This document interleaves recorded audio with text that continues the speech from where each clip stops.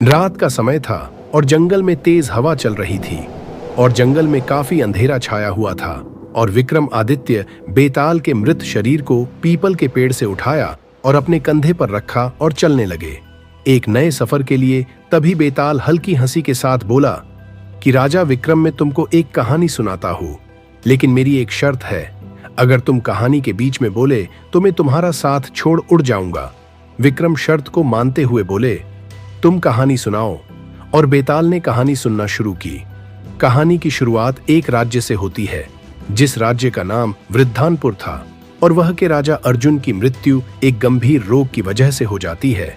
और अभी राजा के मरे हुए 3 दिन भी नहीं हुए थे कि वहां पर राजगद्दी के लिए 2 लोगों में लड़ाई छिड़ गई, जिसमें से एक तो राजा का पुत्र कुंवर सूर्य थे और दूसरा थे सेनापति वीरभद्र, जिसने दुश्मनों से राज्य को रक्षा कई बार अपनी जान जोखिम में डालकर की थी। इसी मतभेद के कारण राज्य 2 हिस्सों में बंट गया।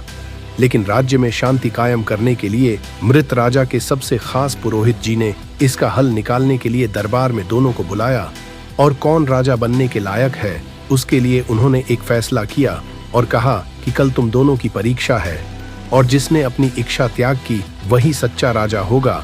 और ये बोलते ही वह वहां से चले गए और अगली सुबह सारी प्रजा युद्ध के मैदान में आ गई और कुंवर सूर्य और सेनापति वीरभद्र भी वहां आ गए। और उसके बाद पुरोहित वहां आते हैं और बोलते हैं, इस चिता में फंसे बच्चे को बचा लेगा वही सच्चा राजा कहलाएगा। इतना सुनते ही कुंवर सूर्य चिता के पास जाकर रुक गए, लेकिन सेनापति वीरभद्र बिना सोचे चिता में कूद जाते हैं और बच्चे को बचा तो लेते हैं, लेकिन वह बुरी तरह जल जाते हैं, जिस कारण थोड़े देर में उनकी मृत्यु हो जाती है। सब लोग शौक में आ गए।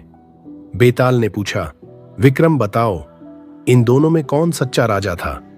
वीरभद्र, जिन्होंने बलिदान दिया, या जो जिंदा रहा पर राज्य अधिकार का त्याग किया? विक्रम बोले, वीरभद्र वीर था, उसने प्राण देकर बच्चे को बचाया, लेकिन राजा वही होता है जो जीवित रहकर राज्य और प्रजा की सेवा करे।